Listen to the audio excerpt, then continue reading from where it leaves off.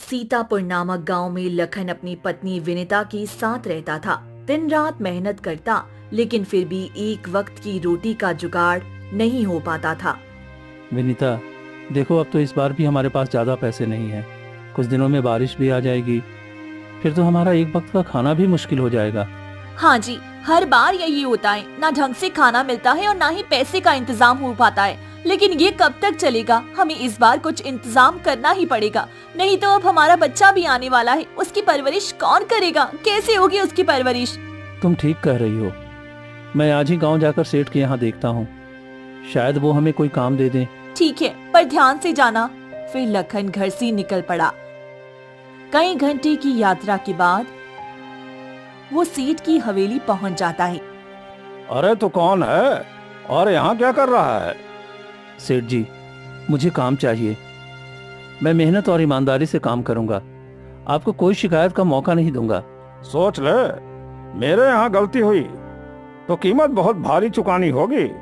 मैं पूरी मेहनत और ईमानदारी से काम करूंगा सेठ जी, एक भी गलती नहीं करूंगा।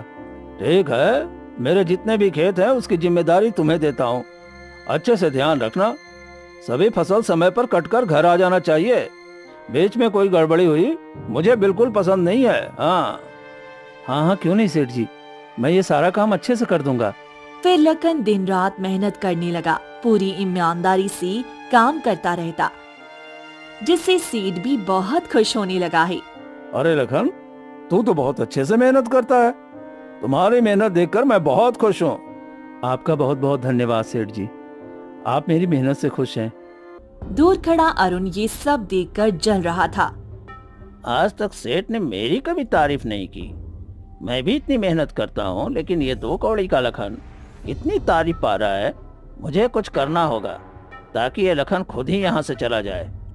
एक दिन लखन बीज लेकर खेत में आता है।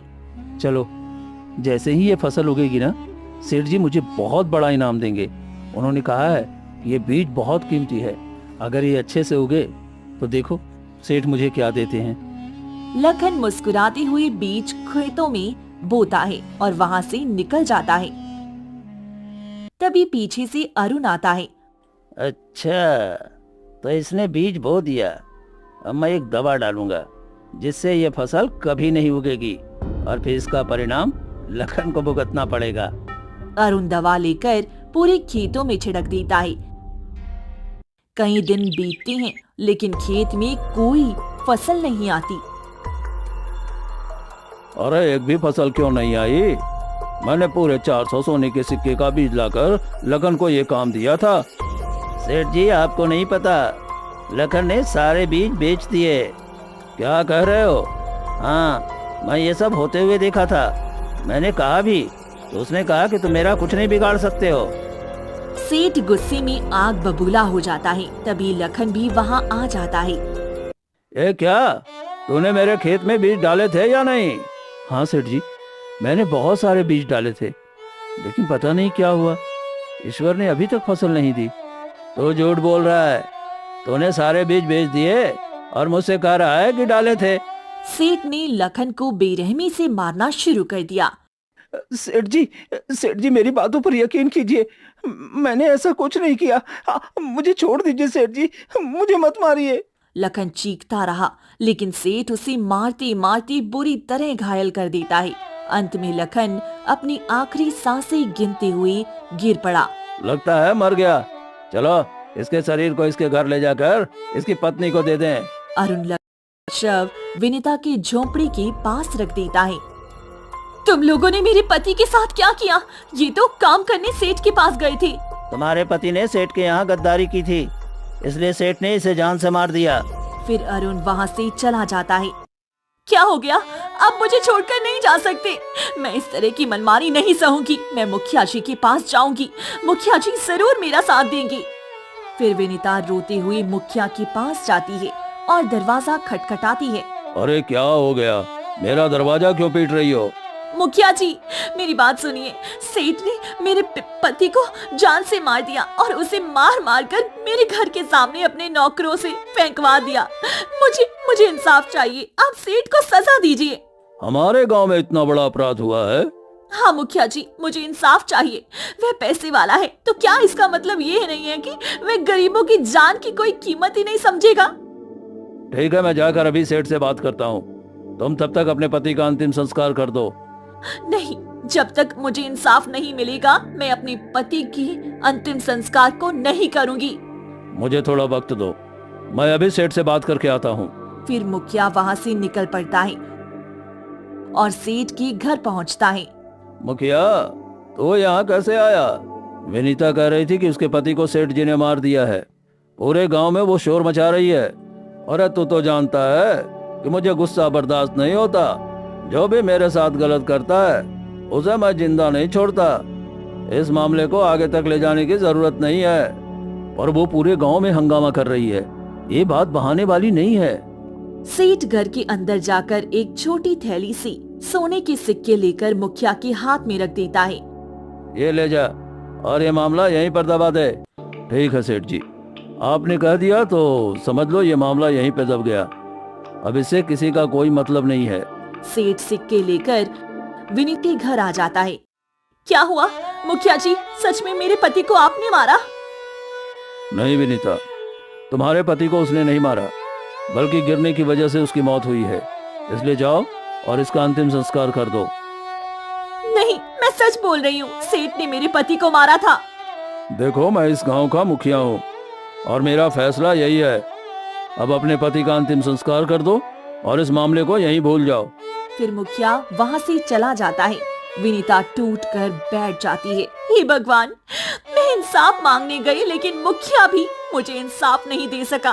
सेठ की मनमानी इतनी चलेगी, किसी गरीब की जान की कोई कीमत नहीं है। तभी गांव वाले इकट्ठे हो जाती हैं। अरे विनीता बहन, तुम नहीं जानती, सेठ ने मुखिया को ढेर सारा धन दिया होगा, जिस वजह से मुखिया जी ने अपना मुंह बंद कर लिया है। हाँ बिल्कुल, इस गांव की शिकायतें हमेशा मुखिया तक ही सीमित रह जाती हैं और तुम्हारे पति को भी इंसाफ नहीं मिलने वाला। जाओ और अपने पति का अंतिम संस्कार कर दो, कोई तुम्हारा साथ नहीं देने वाला। सभी गांव वाले ऐसी बातें करके वहां से चली जाती हैं। विनीता अपने पति का शव उठाती है और अंतिम संस्कार करती है। मैं इस बात को तय कर पता करके रहूंगी कि किसने मेरे पति को ऐसे मारा है। मैं ये बात इतनी आसानी से दबाने नहीं दूंगी। फिर विनीता रोते हुए घर आ जाती है। दूर से शंभू ये दृश्य देख लेता है। अरे ये कितनी खूबसूरत है। हाँ इसके पति भी अब मर गया और घर में तो कोई मर्द होगा भी नहीं। चलो इसके घर जाकर इसके सारे जेवर लूट लेते हैं। वैसे भी जिसका पति ना हो उसकी तो कोई अहमियत ही नहीं है।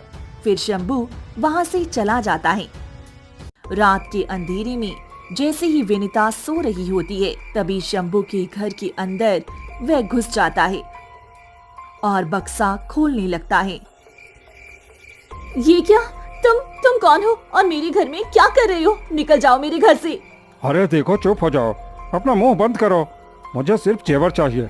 मैं तुम्हारा जेवर लेकर यहाँ से चुपचाप चला जाऊंगा। देखो, तुम चोरी कर रहे हो, चले जाओ यहाँ से, नहीं तो मैं पूरे गांव वालों को बता दूंगी। बता दो, मैं कोई डरता हूँ क्या? तुम्हारा कोई पति है नहीं तो उल्टा तुम ही फंसोगे। मैं गांव वालों को जानती हूँ, वे लोग मुझे इंसाफ दिलाएंगे। मैं नहीं जाऊंगा, मुझे तो बस धन चाहिए। शंभू जबरदस्ती बक्सा खोलकर उसमें से जेवर निकालने लगता है। रुक जाओ, कोई है, बचाओ, देखो मेरे घर में चोरी हो रही है, बचाओ। शंभू जल्दी से सारे जेवर फेंक देता है और वहीं पर खड़ा हो जाता है। इतने में सभी गांव वाले वहाँ इकट्ठे हो जाते हैं। क्या हो गया? हाँ? अरे यह शोर कैसा है? ये क्या विनीता, तुम्हारे घर में शंभू क्या कर रहा है? अरे विनीता, तुम्हारे पति के मरे अभी ज्यादा दिन भी नहीं हुए हैं और तुम किसी और मर्द के साथ रात बिताती हो। तुम्हारे पति की आत्मा पर क्या बीतेगी? आप लोग मेरी बात पर यकीन करिए, ये चोर है और मेरे घर में चोरी करने आया है। आप लोग मेरी बात पर यकीन क्यों नहीं कर रहे हैं? देखो ऐसा मत करो, तुमने मुझे बुलाया था कि जैसे मेरे पति मर जाएं तुम यहाँ आ जाना। मैं आ गया हूँ और तुम मुझे पहचानने से इनकार कर रही हो। अगर तुम्हें मुझसे प्रेम प्रसंग नहीं रखना था तो मैं जा रहा हूँ। भगवान से डरो, तुम ये कैसी बातें कर रहे हो? मैं पत्नी हूँ और मेरे आत्मसम्मान की बात है, तुम इसके खिलाफ एक शब्द भी नहीं बोल सकते। इतने में मुखिया पीछे से आ जाता है। सच में यह चरित्रहीन है। ये हमारे गांव में गंदगी फैला रही है। अगर इसी तरह चलता रहा तो हमारी बहू बेटियों पर इसका क्या असर पड़ेगा? मुखिया जी, ये झूठ बोल रहा है, आप मेरी बातों पर यकीन करें। मैं जानता हूँ कि कौन झूठ बोल रहा है। इसको मारो, मारो। ये तो अपने पति को खो चुकी है और ऊपर से हमारे गांव की इज्जत को मिट्टी में मिला रही है। सभी गांव वाले मिलकर विनीता को मारने लगती हैं और उसे मारते मारते गांव से बाहर निकाल देती हैं। तुम जैसी गंदी चरित्र की औरत के लिए हमारे गांव में कोई जगह नहीं है। सभी गांव वाले तरह तरह की ताने देने लगती हैं और विनीता को जबरदस्ती गांव से बाहर निकाल देती हैं। अब मैं क्या करूं? लखन तो मुझे छोड़कर चले गए। तुम्हारे जाने के बाद ये गांव वाले मेरी बात समझ ही नहीं रहे हैं और सब मेरे चरित्र पर उंगली उठा रहे हैं। तुम तो जानते हो कि मैं तुमसे कितना प्रेम करती हूँ। मुझे अब जीने का कोई हक नहीं है। मुझे मर जाना चाहिए। विनीता अपनी किस्मत पर रो रही होती है कि तभी शंभू आकर खड़ा हो जाता है। बड़ी आई थी। अगर शोर नहीं मचाती तो शायद आज तुम्हें यह दिन देखना नहीं पड़ता। लेकिन चलो, शुक्र है। अब क्या ही कर सकती हो, तुम्हें तो यह सब भोगना ही पड़ेगा। शंभू हंसती हुई वहाँ से चला जाता है। मैं इन सब से बदला लेना चाहती हूँ। मैं किसी को जिंदा नहीं छोड़ूंगी। सबने मेरा हंसता खेलता परिवार बर्बाद कर दिया और मेरी इज्जत पर दाग लगाया। मैं सबसे बदला लूंगी। विनीता घने जंगलों की तरफ निकल जाती है और पहाड़ी से कूदकर अपनी जान दे देती है। वहीं दूसरी तरफ एक अघोरी घने जंगलों पे गुजर रहा था। तभी विनीता का शव देखता है। अरे, ये तो जान दे दी, लेकिन ये तो गर्भवती लग रही है। लगता है इसकी जरूर कोई मजबूरी रही होगी। मुझे इसे अपने साथ ले जाना चाहिए। ये मेरी बहुत काम की चीज है। फिर अघोरी विनीता का शव उठाकर उसे एक गुफा में ले जाता है और वहाँ बैठकर तंत्र विद्या करने लगता है। धीरे धीरे वक्त बीतता है और 1 साल गुजर जाता है। अघोरी की साधना पूरी होती है और अचानक विनीता के शरीर से उसकी आत्मा बाहर आ जाती है। अब मेरी मनोकामना पूरी होगी। तुम अब मेरी इच्छा पूरी करोगी। मैं तुम्हारी आत्मा को प्राप्त करने के लिए पूरे साल से शरीर पर सिद्धि कर रहा था। मुझे क्यों बुलाया बाबा? बाबा, मुझे जाने दिया होता। मैं फिर से इस जगह पर आकर अपने साथ हुई सारी घटनाएं याद कर रही हूँ। इन गांव वालों ने मेरे पति को मार दिया, मुझे आत्महत्या करने पर मजबूर किया। किसी के दिल में दया नहीं है, सभी सिर्फ अपने बारे में सोचते हैं। ठीक है पुत्री, तुम अपने बदले के साथ मेरा बदला भी ले लो। आज से जितने भी बुरे आत्मा के लोग हैं, उसे तुम जान से मारोगी। उनकी आत्मा से मुझे भी शक्तियां मिलेंगी और तुम्हारा बदला भी पूरा होगा। ठीक है, मैं ये करने के लिए तैयार हूँ। मैं भी अब बदला लेना चाहती हूँ। इन्हीं गांव वालों की वजह से मेरा हंसता खेलता परिवार बर्बाद हुआ। मैं अब किसी को चैन से नहीं सोने दूंगी। विनीता की आत्मा हंसती हुई वहाँ से गायब हो जाती है।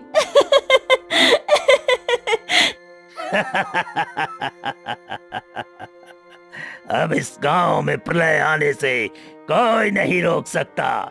सभी मरेंगे। अचानक पूरी गांव में पायल की छन छन आहट सुनाई देती है, जिससे मुखिया की आंखें खुलती हैं। अरे, आधी रात को गांव के बीचों बीच में ये पायल की आवाज कैसी है? चलो चलकर देखता हूँ। फिर मुखिया घर से बाहर निकल जाता है।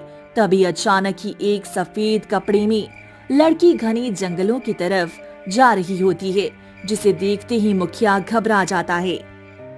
आधी रात को भला ये सफेद कपड़ों में ये कौन है और ये घने जंगलों में क्यों जा रही है? चलो चलकर देखता हूँ। लेकिन ये आधी रात को जाना ठीक नहीं होगा। लेकिन पीछे से तो ये इतनी खूबसूरत लग रही है, कहीं आगे से और भी खूबसूरत हुई तो चलो चलकर देखता हूँ। फिर मुखिया जैसे तैसे विनीता के पीछे पीछे निकल पड़ता है। विनीता घने जंगलों से होती हुई तालाब के किनारे बैठ जाती है और उसने घूंघट किया होता है। अरे, कितनी खूबसूरत लड़की लग रही हो। मैं तो आज से पहले तुम्हें कभी अपने गांव में नहीं देखा अरे तुम्हारी इस पायल की छनछनाहट और तुम्हारे इस कपड़े की खूबसूरती देखकर तो लगता है तुम कहीं की अप्सरा हो। जरा अपना चांद सा चेहरा भी तो दिखा दो। तभी विनीता अपनी चेहरे से दुपट्टा हटाती है कि उसका भयानक चेहरा देखते ही मुखिया के पैरों तले जमीन खिसक जाती है। ये क्या, तुम तो चुड़ैल हो। नहीं नहीं, मुझे जाने दो, मुझे भागना होगा। मुखिया भागने की कोशिश करता है, लेकिन विनीता उसके सामने आकर खड़ी हो जाती है। मुखिया, तू अब कहीं बचकर नहीं जा सकता। मैं तुम्हारे पास आई थी, कितना गिड़गिड़ा कर बोली थी कि मेरे पति को किसी ने मारा, लेकिन तुम सब ने मिलकर मुझे आत्महत्या करने पर मजबूर किया। तुम कौन हो भला? मैंने तुम्हें आत्महत्या करने पर मजबूर नहीं किया। मैं विनीता हूँ। तुम सबने मेरे चरित्र पर दाग लगाया, जिस वजह से मैं इस दुनिया को छोड़कर चली गई थी, लेकिन अब मैं लौट आई हूँ तुम सबसे बदला लेने। अब कोई नहीं बचेगा, कोई नहीं। तभी विनीता मुखिया को ले जाकर तालाब के अंदर धक्का दे देती है और मुखिया अपनी आखिरी सांसें गिन लेता है। आज मेरा पहला शिकार हुआ, अब इसी तरह मेरी कई शिकार होंगे। वह हंसती हुई वहाँ से चली जाती है। फिर सुबह होती है। जैसे ही गणेश तालाब के किनारे से गुजरता है, वो मुखिया का शव देखकर फूट फूट कर रोने लगता है। ये क्या मुखिया जी, आपको क्या हो गया? अरे ये तो मर गए। मुझे मुखिया के शव को गांव में ले जाना होगा। फिर गणेश जैसी तैसी मुखिया के शव को लेकर गांव में आता है, जिसे देखते ही सभी गांव वाले घबरा जाते हैं। ये क्या गणेश, ये मुखिया को क्या हो गया? ये कैसे मर गया? अरे पता नहीं, मैं तालाब के किनारे से लौट रहा था, तभी मुखिया का शव दिखा जो पानी में तैर रहा था। फिर सभी गांव वाले मिलकर मुखिया का अंतिम संस्कार कर देती हैं। ऐसे ही वह रात बीत जाती है और अगली रात होते ही अचानक से सेठ हवेली में सो रहा होता है कि हवेली के बाहर उसे एक सफेद कपड़े में बेहद खूबसूरत लड़की का साया दिखाई देता है। और इतनी रात को भला हवेली के पीछे कौन औरत हो सकती है, वो भी इतनी खूबसूरत कपड़ों में? चलो चल कर देखता हूँ। फिर सेठ जैसे हवेली के बाहर से निकलता है कि विनीता उसके सामने आकर खड़ी हो जाती है। विनीता का भयानक रूप देखते ही सेठ वहीं जमीन पर गिर पड़ता है। छोड़ दो, मुझे कुछ मत करो। तुम कौन हो और मेरे यहाँ क्या कर रही हो? सेठ, तूने मेरे पति को जान से मारा था, अब तू मरेगा। तुम्हें जीने का कोई हक नहीं है। क्या, तुम्हारे पति को? हाँ, मेरे पति को, लखन को तुमने बहुत बेरहमी से मारा। किसी ने तुम्हारे खिलाफ एक शब्द तक नहीं कहा, लेकिन अब तो तुम्हें मरना ही होगा। मुझे छोड़ दो, मुझसे गलती हो गई, मुझे छोड़ दो मुझे। सेठ गिरता रहता है, लेकिन गिड़गिड़ाने के बावजूद विनीता उसे जान से मार देती है और वहाँ से गायब हो जाती है और अघोरी के पास जाती है। बाबा, मैंने गांव के दो सबसे पापी इंसानों को जान से मार दिया। एक तो मुखिया जो किसी गरीब मजदूर की बातें नहीं सुनता, और दूसरा सेठ जो अपने धन और रुतबे को लेकर गरीब से लेकर अमीर तक सबको लूटता था। मैंने दोनों को जान से मार दिया। बहुत अच्छा काम किया बेटी। अब बस तू मेरे लिए एक 18 साल की लड़की को ले आओ, जो सुकन्या नवग्रह में उसका जन्म हुआ है। मैं उसकी बलि दूंगा, उसके बाद मैं तुम्हें इससे भी शक्तिशाली बना दूंगा। ऐसी लड़की कहाँ मिलेगी बाबा? गांव में शंभू नाम का एक व्यक्ति है, उसी की बेटी का ऐसा ग्रह नक्षत्र है, तुम उसी को लेकर आओ। फिर अघोरी ध्यान से वहाँ पर चला जाता है और विनीता परेशान होकर घने जंगलों में निकल जाती है। अब मैं निर्दोष को कैसे मार सकती हूँ? मेरा बच्चा पेट में रहते ही मर गया। मैं कभी माँ नहीं बन पाई, लेकिन मैं अघोरी बाबा की बात भी नहीं टाल सकती। उन्होंने मुझे बदला लेने का मौका दिया है और मुझे इतनी शक्ति दी कि ताकि मैं सभी को मार सकूं। और वैसे भी शंभू तो वही व्यक्ति है जिसने मेरी इज्जत पर दाग लगाया था। ठीक है, मैं उसी की बेटी को जरूर मारूंगी। विनीता परेशान होकर एक पैर के नीचे बैठ जाती है। एक पेड़ के नीचे बैठने के बाद वे देखती है कि वहाँ से एक संत गुजरती हैं और उनकी नजर विनीता पर पड़ती है और वो संत विनीता के सामने खड़ी हो जाती हैं। क्या हो गया पुत्री? तुम बहुत परेशान दिख रही हो। तुम अपना मार्ग भटक गई हो। तुम्हें सही मार्ग की आवश्यकता है। आप मुझे देख सकते हैं, पर ये कैसे? क्योंकि मैं संत हूँ और मैं निर्जीव सभी को देख सकता हूँ। तुम्हारे अंदर ममता भरी है, लेकिन फिर भी तुम्हें ममता की परीक्षा देनी है। अगर तुम इसमें जीत गई तो तुम ठीक हो जाओगी। अगर इस परीक्षा में हार गई तो जिंदगी भर भटकती रहोगी। यही तुम्हारी ममता की आखिरी परीक्षा होगी। संत महाराज, मुझे कुछ समझ में नहीं आ रहा है, मैं क्या करूं? मैं जनी हो गई हूँ। अघोर महाराज ने मुझे शक्ति दी है, इसलिए मैं उनकी बात को नहीं टाल सकती। और जिन गांव वालों ने मुझे मारा, उन्हें तो मारना ही होगा ना मुझे। अगर उनको मैं औलाद का दुख दूंगी तो फिर उनको दूसरे की दुख तकलीफ समझ में आएगी, लेकिन मैं उनकी औलाद को कैसे मार पाऊं? मुझे ये समझ नहीं आ रहा। यही तुम्हारी ममता की आखिरी परीक्षा होगी। संत मुस्कुराए वहां से चली जाती हैं। और तभी विनीता आधी रात होती ही फिर गांव में आ जाती है। मैंने तो सेठ को भी मार दिया, मुखिया को भी मार दिया, अब शंभू से बदला लेने का वक्त आ गया। फिर विनीता गुस्से में वहां से निकल पड़ती है। शंभू की झोपड़ी के बाहर खड़ी हो जाती है। तभी शंभू घर के अंदर अपनी मासूम बेटी छाया के साथ बैठा हुआ था। अरे छाया बेटी, सो जाओ। रात बहुत हो गई है और रात के समय बाहर नहीं जाना चाहिए। तुम इतनी भोली हो कि बिल्ली को भी बचाने चली जाती हो। अरे रात को जंगली जानवर जंगल से गांव में आ जाते हैं, इसलिए बाहर मत आया करो। पर पिताजी, बाहर क्यों नहीं जाना चाहिए? बाहर तो इतनी सुंदर चांदनी रात है, आसमान में बादल, चारों तरफ झिंगुर बोलती हैं और इतना अच्छा आवाज लगाती हैं। मुझे तो बहुत पसंद है। देखो बेटी, मैं जितना कहता हूँ उतना करो। जाओ, सो जाओ। फिर शंभू और छाया दोनों सो जाती हैं। जैसे ही छाया आंखें बंद करने की कोशिश करती है कि अचानक खिड़की के बाहर विनीता आकर खड़ी हो जाती है और वो इशारे से छाया को बुलाने लगती है। अरे, ये तो कोई रास्ता भटक गई है, शायद वे मुझे बुला रही है। जाती हूँ, पिताजी को नहीं बताऊंगी, नहीं तो फिर वे मुझे जाने नहीं देंगी और इस तरह मैं किसी को परेशानी में नहीं देख सकती। फिर छाया चोरी चुपके झोंपड़ी की बाहर निकल जाती है और विनीता के सामने जाकर खड़ी हो जाती है। क्या हो गया? आप मुझे बुला रही हैं? आपको भूख लगी है? मैं आपके लिए अभी खाना लेकर आती हूँ, क्योंकि पिताजी ने थोड़ा ज्यादा खाना बनाया था तो अभी भी घर में है। तुम्हें डर नहीं लगा? मैं भूत हूँ, तुम्हें जान से मार दूंगी। भूत कुछ नहीं होता। मेरी दादी कहती है भूत भी हम जैसे इंसान हुआ करते हैं और जैसे हम समझते हैं वैसे ही भूत भी समझाते हैं। इसलिए आपको भूख लगी होगी, रुको, मैं आपके लिए अभी खाना लेकर आती हूँ। फिर छाया घर के अंदर चली जाती है और एक थाल में खाना लेकर विनीता के सामने आकर रख देती है। तुम ये क्या कर रही हो? आपको भूख लगी होगी, आपके लिए खाना लेकर आई हूँ, जल्दी से खा लीजिए। मेरे पिताजी अभी सोए हुए हैं, उन्हें पता भी नहीं चलेगा।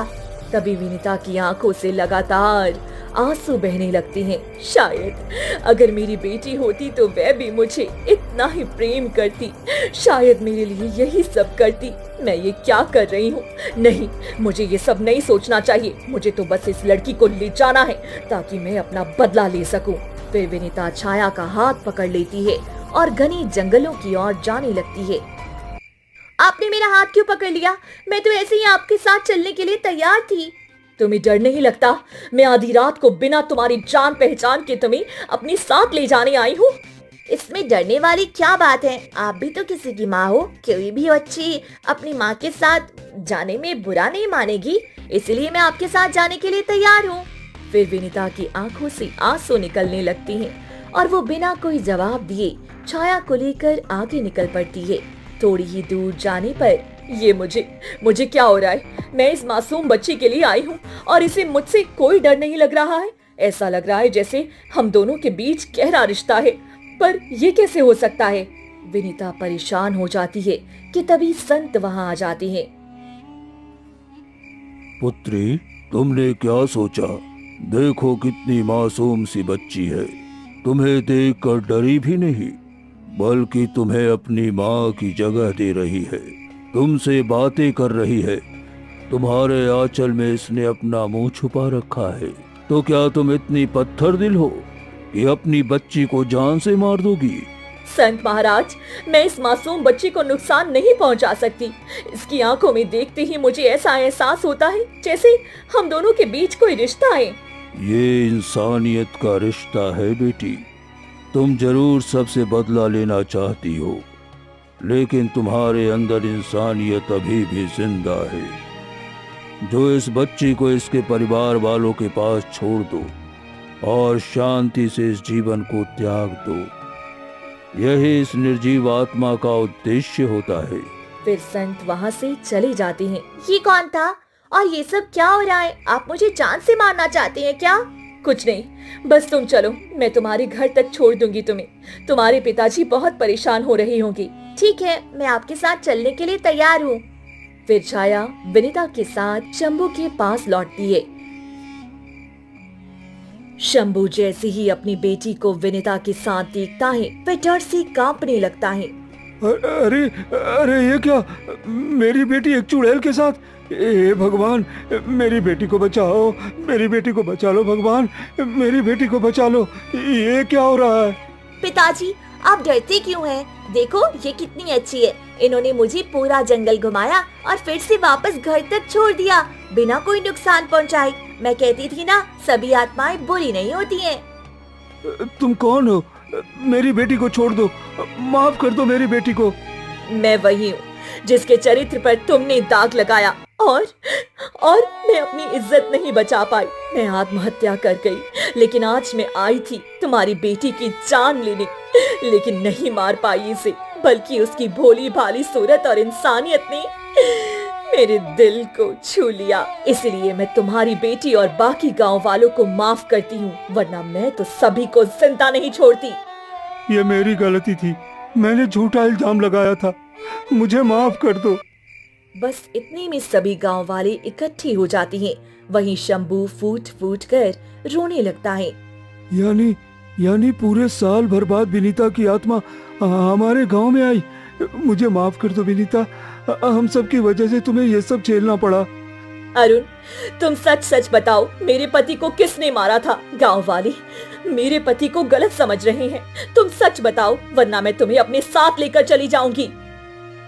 मुझे अपने साथ मत ले जाना। ठीक है, मैं सबको सच बताता हूँ, पर लखन को मारने वाला कोई और नहीं बल्कि सेठ जी खुद हैं। लेकिन ये मेरी वजह से हुआ। जैसे ही लखन खेत में बीज डालकर गया था, मैं जलन के मारे उसमें दवा डाल दी और वो पूरी तरह से नहीं उगा। उसकी तारीफ सुनकर मैं जल गया था। मैं बस उसे नीचा दिखाना चाहता था, लेकिन सेठ लखन का जान ले लेगा, ऐसा मैंने नहीं सोचा था। मुझे माफ कर दो। हाँ, हम सबसे गलती हुई है, हमें माफ कर दो, हम ऐसा कभी नहीं करेंगे। आपने ऐसा किया पिताजी, मुझे आपको अपना पिता कहने पर भी शर्म आ रही है। तुम दोनों की वजह से इसकी पूरी जिंदगी बर्बाद हो गई, अब हमें इसकी सजा देनी होगी। चलो, हम गांव वाले मिलकर इन्हें जंगल की गुफा में कैद करेंगे, क्योंकि इसकी वजह से हम सब ने गुनाह किया है। फिर सभी गांव वाले मिलकर शंभू और अरुण को पकड़ लेती हैं। मैं अब इंसानियत की वजह से तुम सबको जिंदा छोड़ रही हूँ, क्योंकि तुम सबने मेरी घात घर का तमाशा देखा। अगर कोई सामने आकर बोलता तो शायद आज मेरे पति जिंदा होती और शायद मैं भी जिंदा होती। तभी अघोरी वहाँ आ जाता है।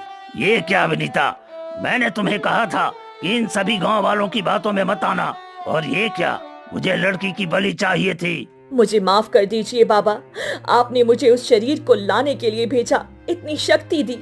मैं बदला ले चुकी हूँ, लेकिन मैं इंसानियत के आगे हार गई हूँ। अब मैं और बदला नहीं ले सकती। मैं इस मासूम बच्ची के आगे हार गई, मैं इसे नहीं मारूंगी। मुझे माफ कर दीजिए, मैं इस धरती को अब त्याग कर जा रही हूँ। नहीं, तुम नहीं जा सकती। तुम मेरी इतनी वर्षों की मेहनत बेकार नहीं जाने दे सकती। उठ जाओ, मैं तुम्हारे पीछे पूरे 1 साल बर्बाद किया है, रुक जाओ। फिर अघोरी चीखता है, लेकिन विनीता वहाँ से गायब हो जाती है। आज इसकी इंसानियत की वजह से तुम लोग जिंदा बच गए, लेकिन मैं तुम लोगों को कभी जिंदा नहीं छोड़ूंगा। फिर अघोरी घने जंगलों की तरफ चला जाता है। वहीं सभी गांव वाले विनीता की याद करके उसे फूट फूट कर रोने लगती हैं।